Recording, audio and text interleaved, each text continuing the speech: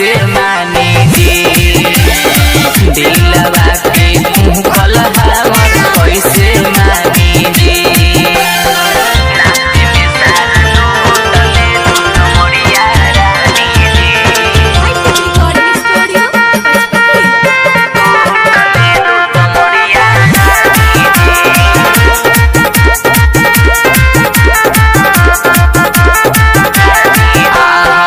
भेजले विधाता तोहे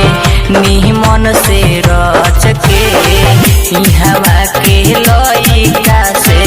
जइबू ना बच के काहे नहीं खुमानत मोर कहनवा रानी जी